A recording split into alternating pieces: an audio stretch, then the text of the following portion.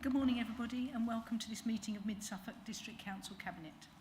I'm Councillor Susie Morley, Leader of Mid-Suffolk District Council, and I'm chairing this meeting today. May I remind you of some domestic arrangements? Please ensure that you maintain social distancing from all other persons whilst in the chamber and in the communal areas. Please ensure that you wear a face covering at all times unless you're sitting down or if you're exempt from doing so, and that you use the hand sanitizer and wipes provided. Please ensure that microphones are turned off when not in use. Please do not interrupt other speakers or hold separate conversations whilst others are speaking. If you're attending the meeting to speak and persistently interrupt the meeting, you may be asked to leave. Please ensure your mobile phones are on silent or switched off. Finally, we will be using e-voting for this meeting on the modern.gov app, so please could all members make sure they are logged in and ready to use the app. I would like to remind everyone present that this meeting will be broadcast live to the internet and will be capable of repeated viewing. The whole of the meeting will be filmed, except where there are confidential or exempt items. If you make a representation to the meeting, you will be deemed by the Council to have consented to being filmed. By entering this meeting as a speaker, you are also consenting to being recorded by the Council and to the possible use of those images and sound recordings for webcasting and or training purposes. The Council, members of the public and the press may record, film, photograph or broadcast this meeting when the public and the press are not lawfully excluded. I'm now going to move to the agenda, please. Item 1, apologies for absence. Yes, Chair, good morning. We have received apologies from Councillor Gould and also the Overview and Scrutiny Chair, Councillor Wellham, and the Assistant Director for Planning and Building Control. Thank you very much. Item 2 is to receive declarations of pecuniary and non-pecuniary interest by members. Are there any to declare? No. Item 3, MCA/21/38, to confirm that the minutes of the meeting held on the 7th of February 2022. Are there any points regarding the accuracy of the minutes? No? Can I have a proposer, please? Councillor Hadding, and a seconder? Councillor Flatman? Governance Officer, now conduct the vote. Thank you.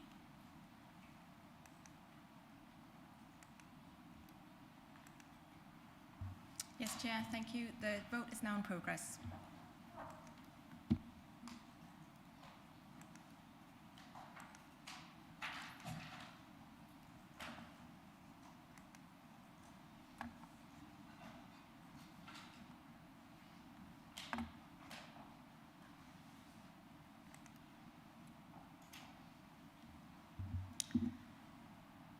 Councillor Whitehead, have you voted?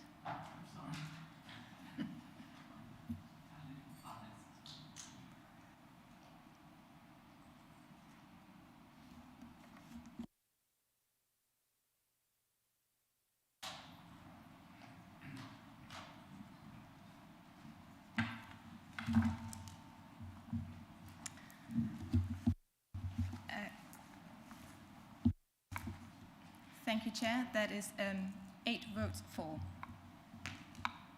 That's unanimous. Thank you very much. And item 4, to receive notification of petitions in accordance with the Council's petition scheme. None received. Item 5, questions by councillors. None received. Thank you. Item 6, matters referred by the Overview and Scrutiny or the Joint Audit and Standards Committees. There are no matters referred, Chair. Thank you. Item 7 is the forthcoming decisions list. Does anybody have any comments? No? Thank you very much. Item 8, MCA/21/39 is the General Fund Financial Monitoring Report for Quarter 3, 2021 to 22. and I'm going to invite the Cabinet Member for Finance to introduce this report.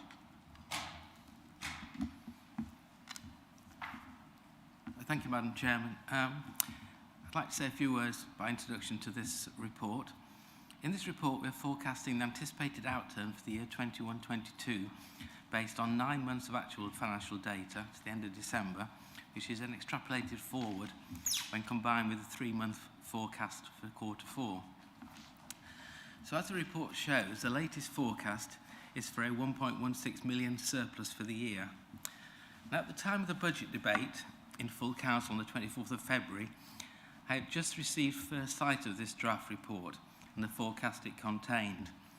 And it was this that gave me the confidence to accept the opposition amendment as a significant amount of additional expenditure to top slice onto our own emerging plans for next year's budget surplus.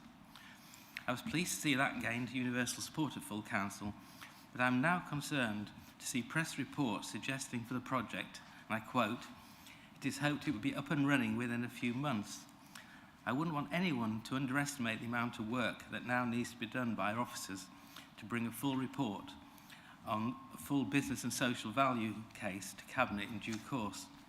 And of course that would include such things as vehicle selection, driver recruitment, timetabling, fares, siting of bus stops, along with a myriad of other issues to be determined. So I've digressed from the main purpose, which is to introduce this monitoring report. I do think it's important to set out, or perhaps reset, expectations on the electric bus project at its embryonic stage.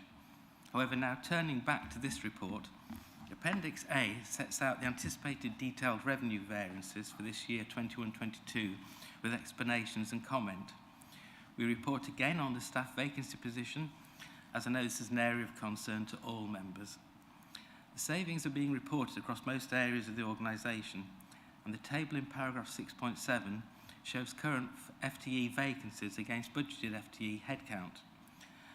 The main drivers of the increased forecast surplus from that anticipated when we looked at quarter 2 position are further staff savings of 221,000, additional planning fee income of 159,000, the leisure sport strategy carry forward of 100,000, changes arising from land charge income of 90,000, an OD training cost of 61,000, and a reduction in minimum revenue provision of 74,000.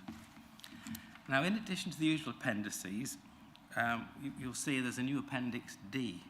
In this appendix, we'll be reporting on expenditure on the many individual initiatives that make up the 5.138 million of Cabinet-approved projects from the 21-22 budget. 243,000 is expected to have been spent by this year end, with many of these projects being spent and delivered with their benefits during the next year 22-23. Appendix E sets out our general fund earmarked reserves and the movements on those reserves during the year. But last but not least is the Appendix F, which gives details of our capital programme for 21-22, including anticipated carry-forwards at the year end. There are 27 projects itemised in this capital project. We anticipate that 10.494 million will have been spent during the year, excluding still spend and grant-supported public sector decarbonisation. And that leaves 20.443 million of carry-forward, the largest component of which is the Gateway 14 infrastructure, which should commence around this year end. The only other item to bring to members' attention is paragraph 3.3, which proposes the approval of revenue carry-forwards from 21-22 to 22-23 that this year be delegated as a Section 151 officer in consultation with myself.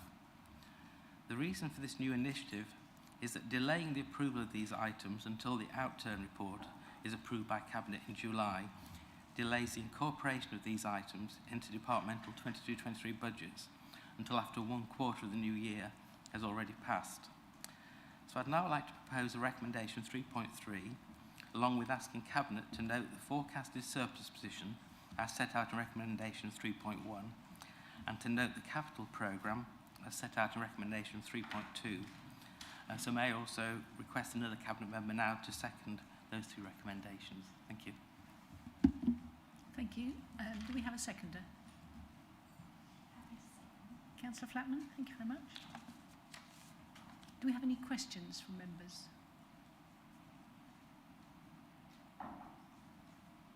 Questions from anybody else? Councillor Mellon. Thank you, Chair. I was trying to catch your eye there. Just a couple of questions.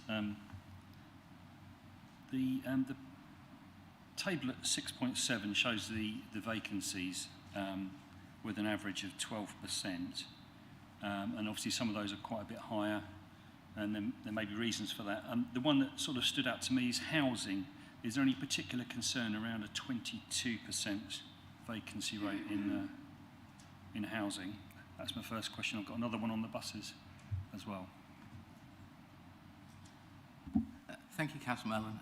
I mean, I would have thought any vacancy rate of that sort of level must be a concern. Of course, it's a question of then how we get around that in terms of, I mean, anecdotal evidence I've heard is that this sort of vacancy level is not unique to our council at all. It's pretty much across the public sector. But if either our CEO or Gavin, our AD for Housing, would like to just comment more on, particularly on housing, happy to hand over.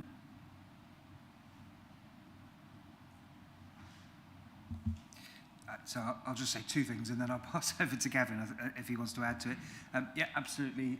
Always a concern in terms of vacancy rates, and as Councillor Whitehead has said, not unique to local government, but clearly is of concern. The only additional factor, I suppose, specifically in relation to housing, is it's a large service area for us. Now, that in and of itself may therefore make it a larger concern that the vacancy rate is at that level. But what I mean by that is it covers a lot of different areas. So if that was all in one component area, so if that was that kind of level but all in homelessness, then I would be more concerned. I suspect it's spread out more across the wider housing directorate, but I'll look to Gavin Fisk to see if there's anything he wants to add in that respect. Thank you, Chair. Thank you, Arthur. In response to the question from Councillor Mellon, we have more than 190 staff work in the Housing Directorate. I think it's the biggest directorate within the councils. What we do have are a number of vacancies at any one time, and that's just natural in terms of movement within our staffing base. As the Chief Executive pointed out, these will be spread across a variety of different roles and responsibilities. And as such, we haven't got one team that is facing a 22% shortfall in staffing numbers. We are actively always recruiting to those roles, and subject to successful recruitment and selection processes, we would expect those appointments to be made reasonably quickly, and also to just factor in that some of those vacancies could actually be new vacancies through some of the work that we've been doing in terms of receiving additional grant monies, or through the strategic priorities reserve that you as members have set. For example, we've just gone out to recruitment, we've just recruited a dedicated domestic abuse advisor for the service. So there are those examples as well. Thank you. Do we have any other questions on the papers? I've got one more, if that's okay. Just to follow. On the papers. Yeah. Thank you. The question is, just appreciating Councillor's comments on the buses. When will that expenditure appear in the accounts in terms of the growth and efficiency fund? Councillor Mellon, this is a backwards-looking report. Do you have a question on this report? No, fair enough. Thank you. Thank you.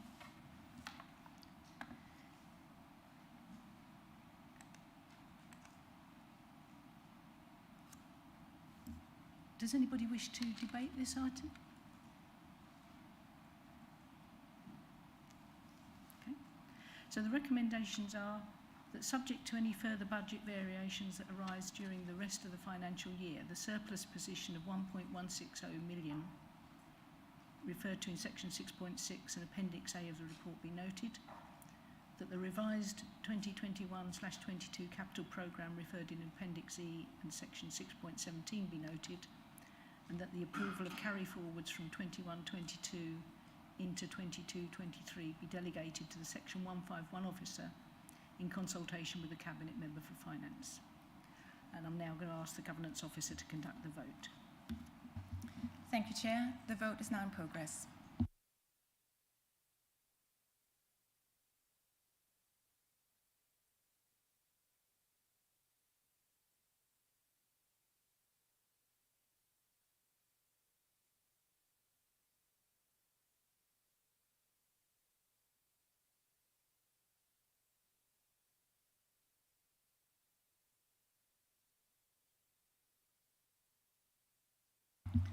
That is 8 votes for, Chair. That's unanimous. Thank you very much. Moving on to item 9, this is MCA/21/40 and is the Housing Revenue Account financial monitoring item for quarter 3. And I'm going to invite again the Cabinet Member for Finance to introduce this report. Thank you, Madam Chairman. So I'm pleased now to give a brief introduction to the Housing Revenue Account Quarter 3 Financial Monitoring Report. Again, as with the General Fund, this is based on 9 months of actual numbers to December, extrapolated forward using a forecast for the final quarter to produce the best estimate for the year-end outcome.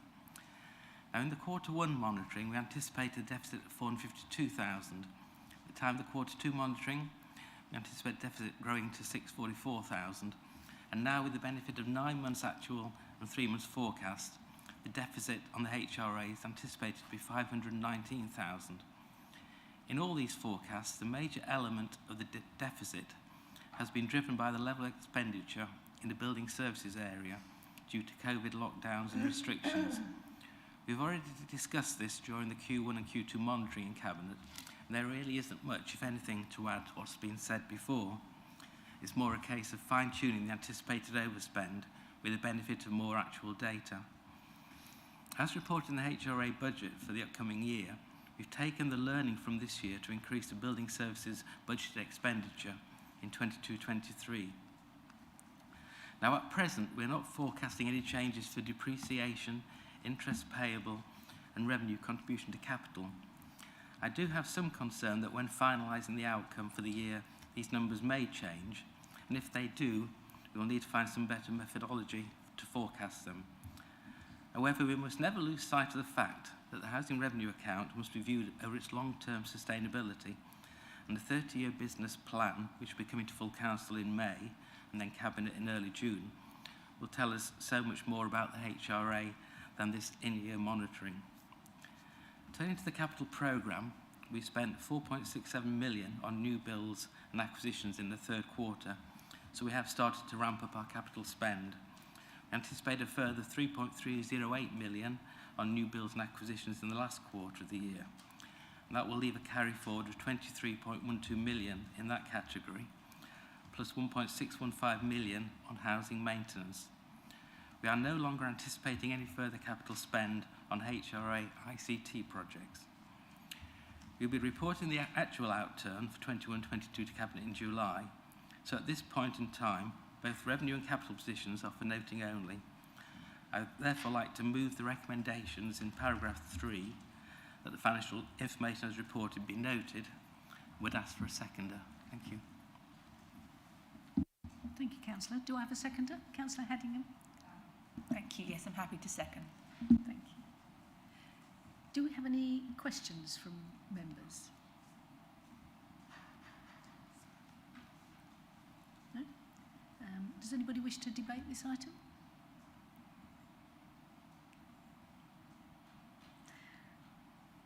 Okay. So the recommendations are that, subject to any further budget variations that arise during the rest of the financial year, the adverse variance of £621,000 referred to in section 6.5 of the report be noted, and that the 2021/22 revised capital programme referred to in Appendix A and section 6.14 be noted. So, Governance Officer, will you conduct the vote, please? Thank you, Chair. The vote is now in progress.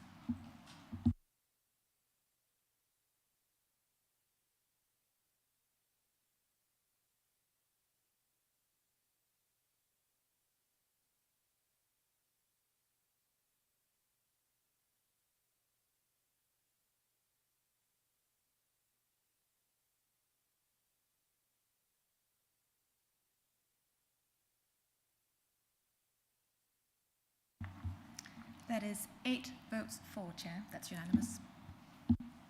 Thank you. Item 10 is MCA/21/41 and is at quarter 3 performance. So this presentation is predominantly a look back at the period covering October to December of last year and provides insight into the work which is underway at this current time. I'd like to draw your attention to a number of items which you will find within the presentation. However, this is not an exhaustive list of the progress made against the Council's strategic priorities. This also highlights a number of opportunities for collaborative working with our partners to enable the Council to strive towards achieving our objectives. So, in summary, under economy, we're working with Suffolk County Council to develop an active travel route within Stowmarket to the town centre. We held a successful local energy showcase at Wearstead in October with over 220 attendees. To date, 9 businesses have participated in the digital skills training programme. The virtual high street continued to grow with over 1,600 vouchers being downloaded over the Christmas campaign. And the Careeriosity event for young people was held in Stowmarket, focusing on STEM and cultural industries, receiving excellent feedback with young people across the district attending.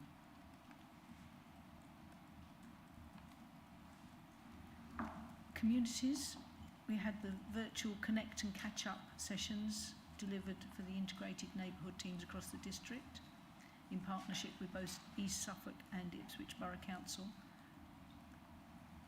A joint domestic abuse event was held at the Mix in Stowmarket with the integrated neighbourhood teams to promote awareness and support of domestic abuse. And we worked alongside Community Action Suffolk, supporting task and finish groups on a new Suffolk volunteering strategy. On wellbeing, the take-up for the half-term family park cooking session and Christmas holiday events for children and young people has remained high. And these sessions have expanded to include free swimming, arts and crafts and football.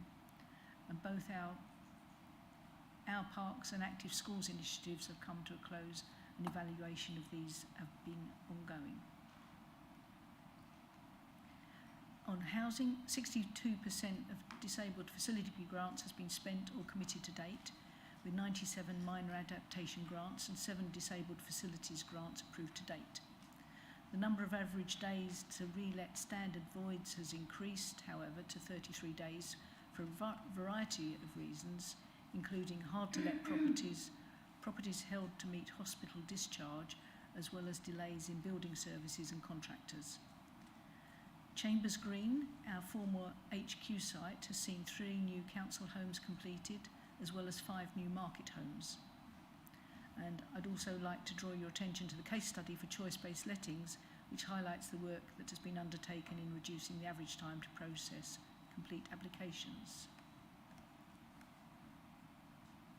On the customers, Q3 saw a reduction in both the abandon rate, which was reduced by 8%, and waiting times from 3 minutes 30 seconds to 2 minutes 22 seconds. Chatbots saw a marked increase in usage, increasing by 49% from Q2. 77% of customers rated our online forms process at 5 out of 5, with an increase in our customers choosing this service. The number of stage 1 complaints fell by 25% compared to Q2, with a total of 172 being received. And we're working with partners to deliver digital skills support for our tenants to help reduce digital exclusion, as well as working with citizens' advice in submitting a joint bid for National Lottery funding to expand the digital hubs approach. On the health of the organisation, the average number of days sickness per FTE for the year to date is 5.36 days, and this compares to an average of 4.63 days for West Suffolk and 4.52 days for East Suffolk. A new 120-space community car park was completed at Woolpit Health Centre, a timely project which enabled parking for the NHS vaccination drive. A new long lease arrangement is in place for Stowmarket Football Club at Green Meadows, and planning consent was granted for Gateway 14 infrastructure works and the business park.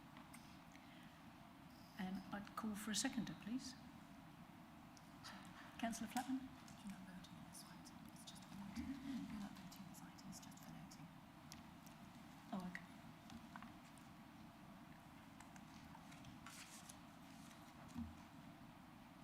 So we're not voting on this item, this is just for noting. But if anybody has any questions? Does anybody wish to debate? Councillor Brewster.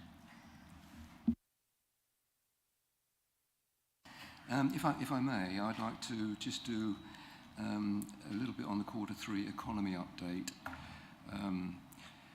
to share the considerable progress which continues to be made in spite of the number of teams still deployed on providing government grants to our many households, our many businesses, sorry. Under our connected and sustainable theme, construction has continued on our new cafe and visitor centre for Needham Lake, with a public competition naming the new space the Duck and Teapot. Building work also continues on the new solar carport at the Stowmarket Leisure Centre, which will provide the facility with a new local power source. Importantly, we have significantly progressed our flagship Gateway 14 development, one of the number of tax sites under Freeport East, which will unlock innovation, investment, and more zero carbon initiatives across the geography. In terms of active travel infrastructure, we continue to move forward plans for a new walking and cycling infrastructure plan, have supported Suffolk County Council plans for new cycle routes in Stowmarket, which were subject to public consultation, and have worked with key stakeholders in Needham Market to establish a preferred option for making the station fully accessible to residents and users. Under our innovative and creative theme, we have hosted the first ever local energy showcase in Suffolk with over 200 delegates and a range of national, regional and local speakers, including a number of successful local businesses. The two-day event saw local businesses and community representatives learn more about how to switch to local forms of heat and power. And since the event, we have been providing ongoing support to a number of areas who were keen to find out more. We saw a successful launch of the Council's new Business Innovation Support Scheme and launched a Christmas campaign for the virtual high street, which saw, which saw over 1,600 vouchers from local businesses downloaded.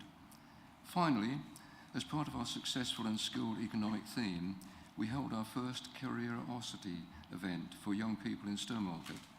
In spite of a spike in COVID rates towards the end of last year, we delivered this event over 4 days with a range of industry experts giving their time for free and providing valuable insight into careers in the music, gaming and financial industries, to name a few.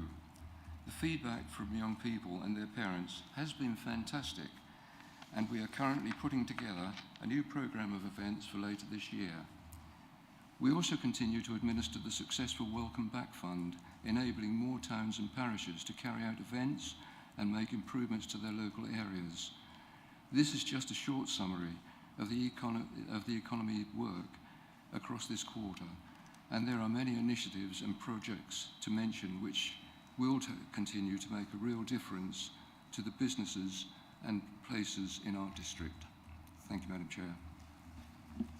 Thank you, Councillor Brewster. Councillor Richardson. Thank you very much, Chair. I just wanted to build on some of the detail that's in the wellbeing section of the Q3 report. On page 69, for example, the second bullet point makes reference to the holiday activities and food programme and the fact that we were expecting uptake to be relatively low, given that was particularly in the Christmas period during the middle of the Omicron variant. But actually what we have found is that there were 140 children that attended those activities over the Christmas period, which is a welcome number relative to what we've been seeing thus far. But more than that, actually, we've just obviously had half term, and we don't have the data for that yet. But looking into the fourth quarter of the current financial year, I think we're going to see an increased uptake in the number of children that are referred to that programme and that are participating in those activities. But looking ahead to the future, this is a sort of a look back, but one thing that has happened, which I think will really impact on some of those numbers, is the Department for Education has committed to 3 years' worth of funding for the HAF programme, which is especially welcome for us because it gives us that sort of longer-term certainty around planning and organising and publicising some of these activities. So for context, the department funds the programme for the main school holidays. We then fund it for the half term, but we are responsible for delivering it, all of the programme, on behalf of the Department for Education. So that's a really welcome step that gives us that bit of certainty over the next few years. And it's certainly already beginning to spread by word of mouth, and is simultaneously something we're looking to build into our dedicated social prescribing scheme. So whilst those numbers have been slightly lower than we would have hoped over the Christmas period, I think we're going to really start to see those numbers increasing over the next few months and years. Thank you, Chair. Thank you, Councillor Richardson. Councillor Flatman. Just to inform the Cabinet and members, it is very clear from the number of applications for various grants, including our locality grants, that our communities are really out there and beginning to really invest in their communities and start all the clubs and leisure facilities, sports, etc. And the amount of grant applications we're getting is just unbelievable at the moment. So it's really, really good news that our communities are out there and enjoying their leisure time again. Thank you. Thank you, Councillor Flatman. Does anybody else wish to contribute to the debate? No? So that report was just for noting. Moving on to item 11, MCA/21/42 is the Community Infrastructure Levy Expenditure Programme for March 2022. And we invite the Cabinet Member for Planning to introduce this report. Thank you, Jim. Excuse me. As you know, we collect Community Infrastructure Levy, which we affectionately know as SIL, from developers for as and when they build out the developments that they apply for. And we utilise this money to provide infrastructure facilities for our communities. The process involves a twice-yearly bid process on the part of any organisation that would like to bid into the fund. The bids take place during May and October of each year, and our key sites and infrastructure team, ably led by professional lead Christine Thurlow, who is sitting next to me, process these bids, which involves an awful lot of very, very complicated work. First thing they try to do is make sure that there are no other sources of funding that would be applicable to a particular piece of development, in order that we can conserve the fund and apply it as efficiently as possible. That work can take a long time, and it means that some applications, some bids, do take a time to come to maturity. But you would be familiar that as they do develop, we deal with them, or those that are relevant to the Cabinet, we give them our approval or otherwise at a meeting such as this. And today we have 4 such bids to, 3 to approve, 1 to note. And the 1 to note is because it is under the £10,000 level, which we can approve under delegated powers. That's powers delegated to the assistant director of planning, and that is a development of a bid at Walsham Willows for a play park bid, which is for play equipment that's outdated, and some has been deemed unsafe and has had to be removed. And during the local resident consultation, it was identified that the present play park had no facilities for younger and preschool children. This project proposes to create a brand new area suitable for younger children and toddlers, and the new equipment will use superior items which will better serve the needs of users, be easier and cheaper to maintain, and have a greater lifespan. The bid, total cost of the project is £12,000 and £12,500, and the bid is for just over £9,000, which represents 75% of the total project cost. Two other bids are in Stowmarket. One is at the Stowmarket Football and Social Club, which is to deliver a new permanent outside toilet block with male, female and disabled toilets. There's currently no separate permanent toilet facility that can be accessed on site, and it is understood that the provision of this facility supports the elevation of the football club in the league.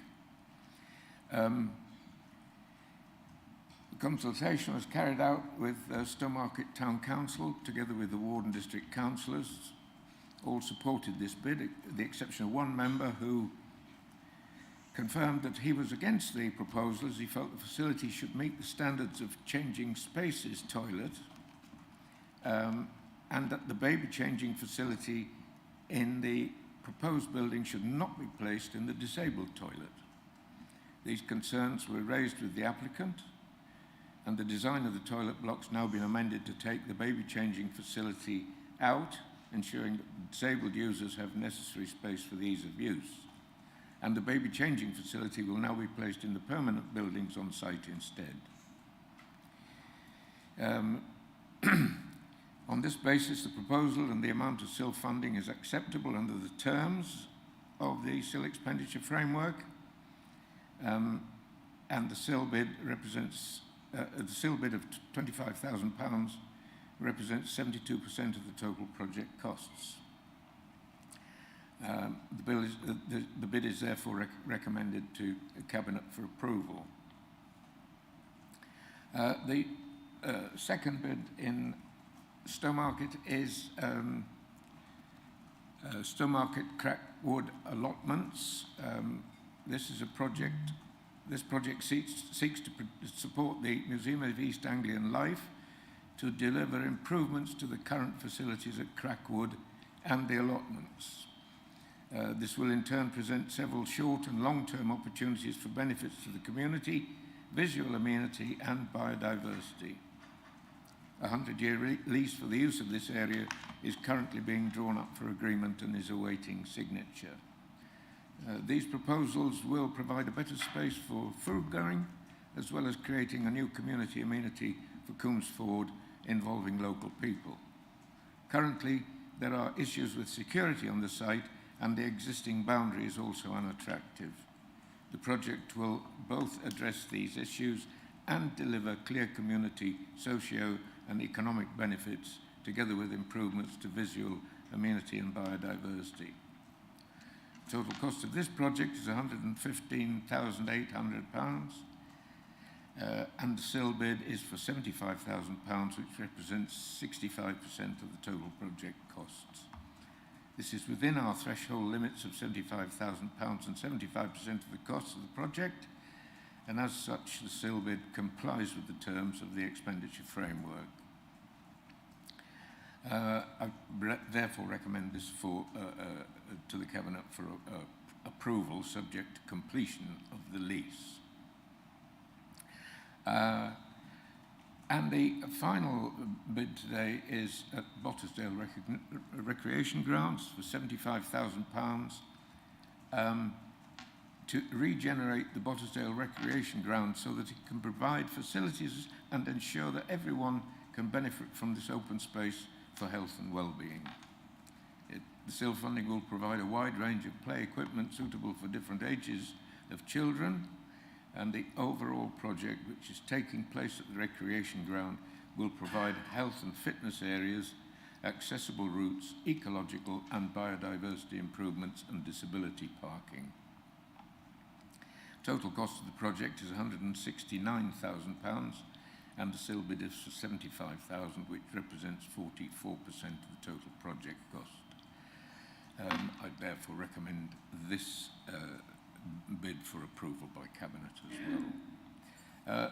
And it just remains really for me to thank Christine and her team for the really remarkable work which they do carry out in looking at every last little detail of these bids and discussing them with all the people that are likely to be involved, including some of the eventual recipients of the benefits. And so I do compliment her and her team on the work that they do. Thank you. Thank you, Councillor. Do we have a seconder, please? Councillor Brewster. Bless you. Do we have any questions from members?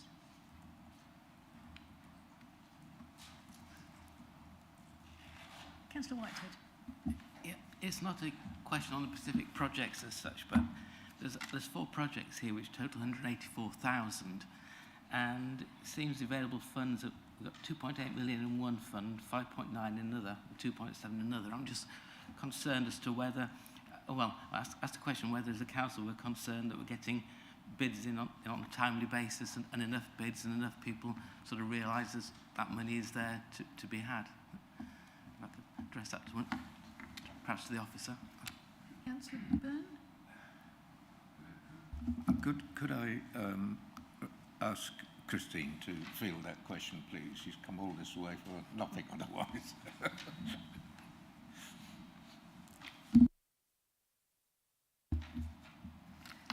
Thank you. Yes, the spend is relatively small today given the size of the funds that we do have, but we are working on a number of significant projects which are not before you to consider today, but which are developing projects coming forward.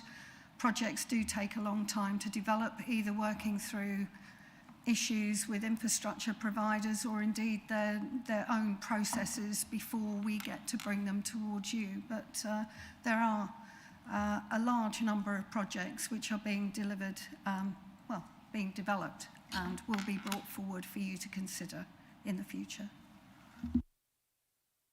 Thank you. Got a proposer and a seconder. Does anybody wish to debate? Councillor Brewster? Yeah. Does anybody wish to debate? I think these are all really worthy causes. So the recommendations are in 3.1 of your papers. So I'm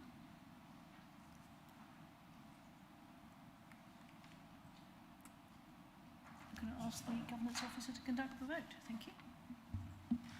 Thank you, Chair. The vote is now in progress.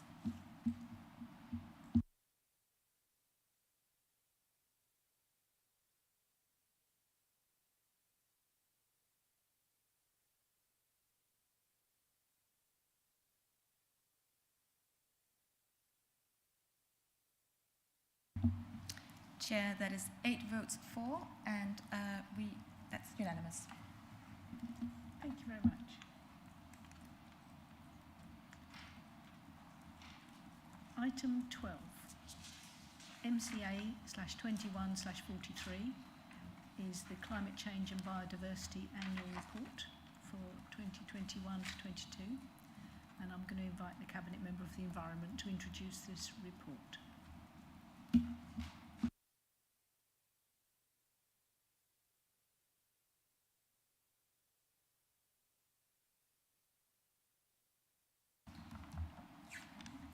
Thank you.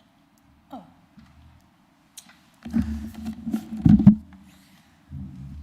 One moment, Councillor. We will get you... I'll move. Thank you very much. Apologise for that start. I'm very pleased to be introducing this annual environment report today.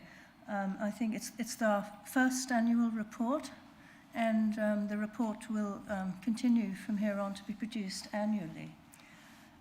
It sets out the significant achievements that the district has made over the past year, or actually years in this case, both to reduce its carbon emissions and ensure that Mid-Suffolk is prepared for the impacts of climate change. It is very broad in scope. As well as climate change, the report includes biodiversity, transport, and waste, and other areas which are identified from our biodiversity and climate change action plans. I'm just going to say a quick mention regarding a couple of the things that I hope everyone will note from the report. Regarding climate change, I would like to mention the link to the greenhouse gas inventory, which was recently completed. Now, that has been completed actually since 2018, but I think this time its importance has, cannot be underestimated as we track our trajectory to net zero by 2030, because the greenhouse gas inventory shows us where the low-hanging fruit is, which I think we're starting to tackle in terms of climate change, and also where the real challenges are as we pick the low-hanging fruit, so to speak, and get into the more challenging areas of reducing our carbon footprint as a district. Regarding biodiversity, I would like also to mention, I know I've mentioned it before, the work done by Suffolk Wildlife Trust in completing its wildlife network map this autumn. And also, very recently, Tree Economics has completed its first draft of a tree canopy survey. And this information gives us the tools we need to take forward our commitments to biodiversity net gain, as well as to valuing and conserving wildlife and open space. I would urge you to read the report. It contains an ambitious targets and a lot of detail. It is the result of several years of focused effort and cross-party working, of action planning and preparation and motions to council, all of which have been valuable and which are only the beginning of the journey towards more sustainable governance. I look forward to working with my district colleagues, stakeholders, other local authorities, and all interested parties to ensure we achieve the objectives which we've set for ourselves. Thank you. Thank you, Councillor. Do I have a seconder? Councillor Flatman? Thank you. Do we have any questions? Councillor Mellon. Thank you, Chair. Yes. Paragraph 8.3 of the report, which is on page 4 of the Cabinet report, talks about the policy and legal risks. And does she agree with me that alongside the two policy categories mentioned there, there's a third one which seems to be missing, which is the idea of sequestering carbon, for example, in using timber for building?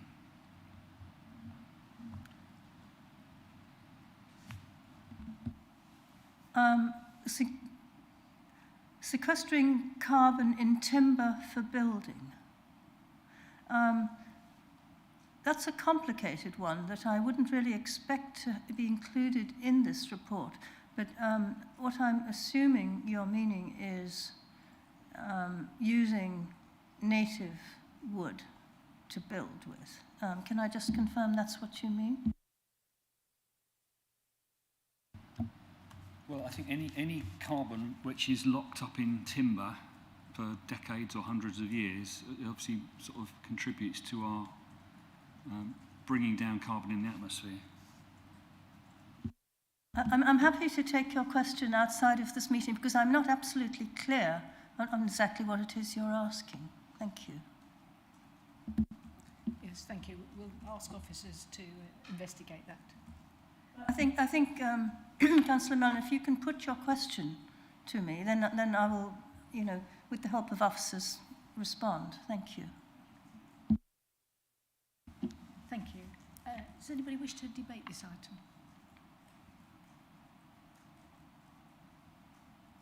Okay, so the recommendation is that the contents of the report be noted and that we produce this climate change and biodiversity report annually going forward.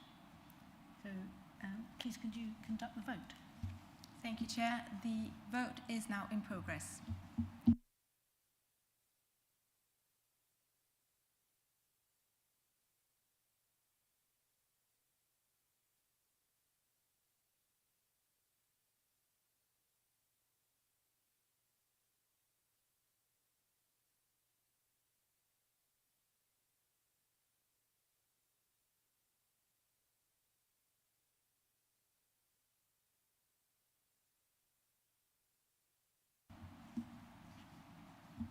Chair, that is 8 votes for. That's unanimous. Thank you. Item 13, MCA/21/44 is the call-in from Overview and Scrutiny Committee on the 13th of January 2022. Invite the Cabinet Member of the Environment to introduce this report.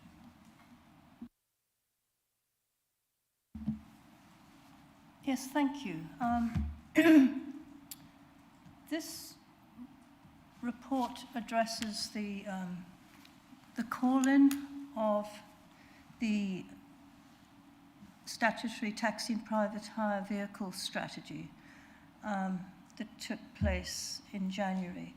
I just would like to comment. I mean, what this report does is it takes forward the recommendations from call-in and scrutiny and addresses the concerns, but at the same time enables the strategy itself to go forward. The taxi and private hire policy call-in has, however, in my opinion, attempted to use an inappropriate vehicle to promote the low-carbon transition agenda.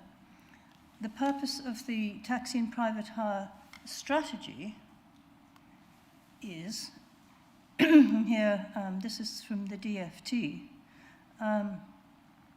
to provide consistency in the licensing system and reduce any risk of harm posed to children, vulnerable passengers, in fact any passenger, from travelling in a taxi or a private hire vehicle. The DFT takes these responsibilities very seriously. And here I'm just quoting from DFT. Given that the standards have been set directly to address the safeguarding of the public and the potential impact of failings, the importance of thoroughly considering these standards cannot be overstated. It is not a question of box ticking. The standards must be considered rigorously and with an open mind.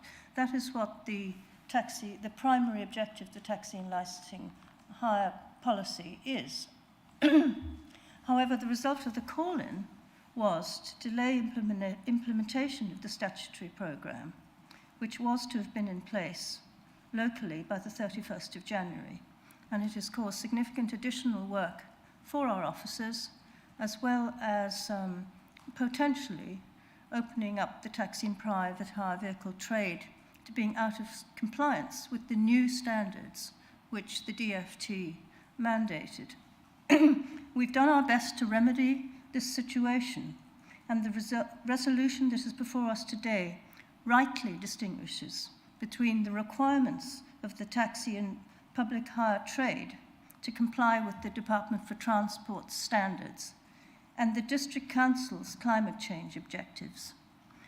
The report sets out a reasonable way for us to support the trade in the desired transition to cleaner fuel over time. So I would urge you to accept the recommendations in the report today. Thank you. Thank you, Councillor. Do I have a seconder? Councillor Brewster? Very happy to second this one, Madam Chair. Thank you. Does anybody have any questions? Councillor Miller? Thank you, Chair. The report mentions in a couple of places about there being a significant amount of work to be done to draw up the proposals to support the transition. Could that be done through an officer and member panel rather than just with officers alone? Thank you, Chair. Thank you. The work will be done in consultation with the Cabinet member, myself, and officers. If Cass would like to come in terms of, I know you're indicating you'd like to comment, Cass. Thank you. Thank you, Councillor. Yes, just to add to Councillor Fleming's answer there, the work will go through the licensing committee as well, so there'll be plenty of chance for both officers and councillors to comment on the work before anything is finalised. Thank you. Anybody wish to engage in debate? Councillor Brewster? Just a question. Presumably, the taxi firms themselves will be consulted on. Absolutely. Yes, absolutely. As well as other parties, such as the County Council and anyone involved in street works. We don't, as you probably know, have an official rank in the district, so we're not in a position to dictate where or how EV charging points can be put in yet. That would be the main objective of bringing the desired transition of the taxi trade into line with our existing programme to transition to cleaner fuel within the district.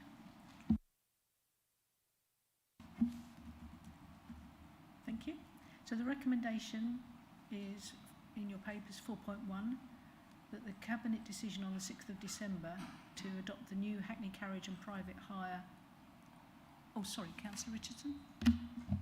Apologies, Chair. I just wanted to come in very quickly on the debate, having heard Councillor Fleming's introduction, and just wanted to make the point that I think we all should be enormously grateful both to Councillor Fleming and to officers for having come back so quickly with such a pragmatic way forward. I think the delay was regrettable, but I think it's absolutely right and proper that we've moved forward so quickly on this to give that assurance to the industry that they are in compliance with the new standards from the DFT. So I think that's really welcome. Thank you, Chair. Thank you, Councillor Richardson. So the recommendation is that the Cabinet decision on 6th of December 2021 to adopt the new Hackney carriage and private hire vehicle licensing policy be confirmed, and that the matters raised by the Overview and Scrutiny Committee, particularly in relation to electric vehicles, be referred to officers and the Licensing and Regulatory Committee for further work before that aspect is presented back to Cabinet. Can we now conduct the vote, please? Thank you, Chair. The vote is now in progress.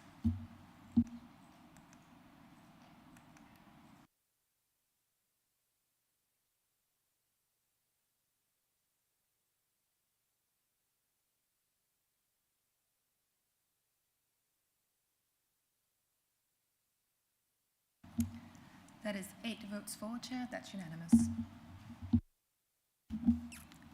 Thank you very much. Item 14, MCA/21/45, is the response to National Grid statutory consultation on the Bramford to Twinstead overhead line project calling. And I'm going to invite the Cabinet Member for Planning to introduce the report. Councillor Byrne? Thank you, Chair.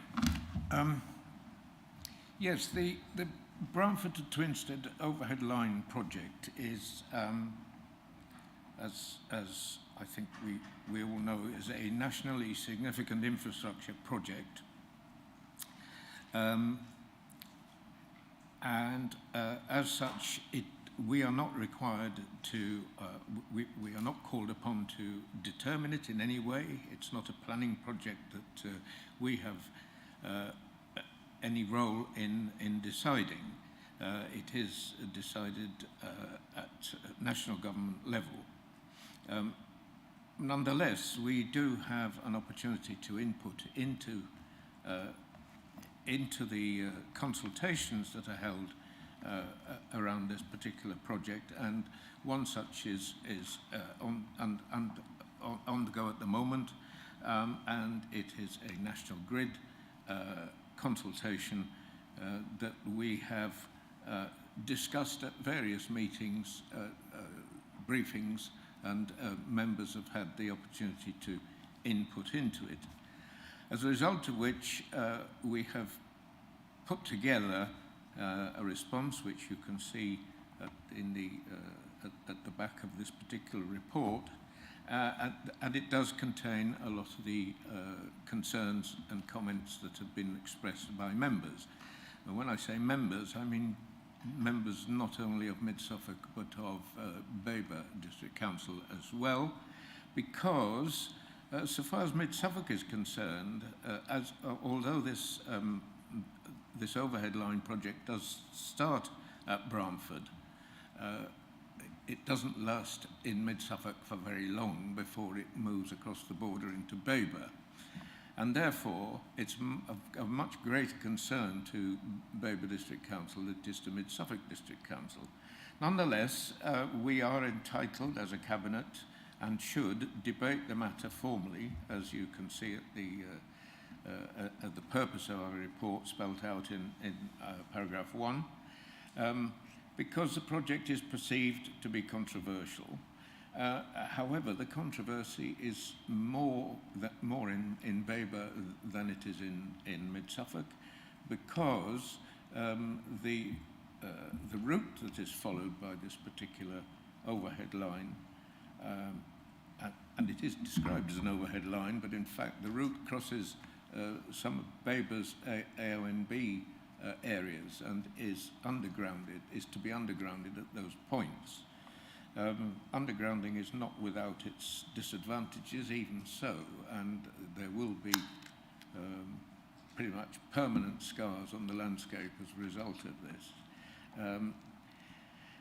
However, that's what we've been asked to do, so if there are any concerns, now is the time to discuss them and express them, and we can incorporate those in the response. I think that's enough of a starter. Over to you, Chairman. Thank you, Councillor Byrne. Do we have a seconder? Councillor Richardson?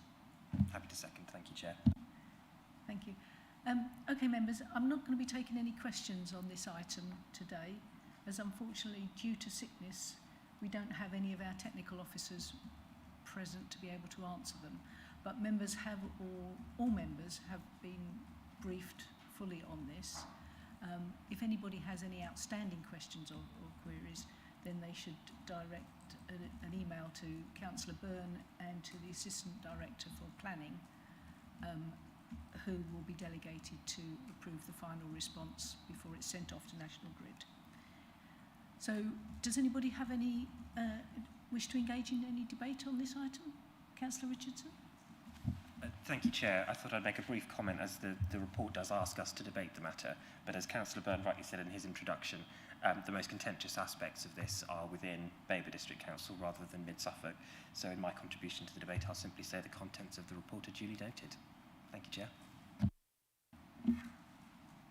Thank you.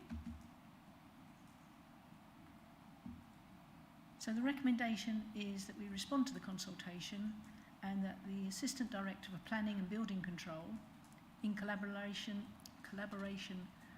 with both the Cabinet members for Planning consider any proposed amendments to the suggested response that's been itemised, and be authorised to make amendments before submitting a response to the government.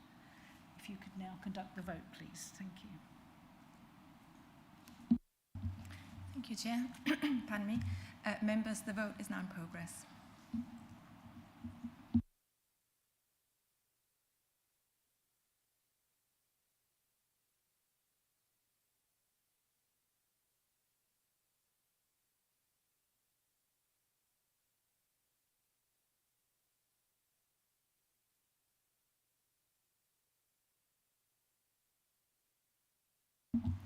Chair, that is 8 votes for, and that's unanimous. Thank you very much, everybody. So the meeting is now formally closed. The date and time of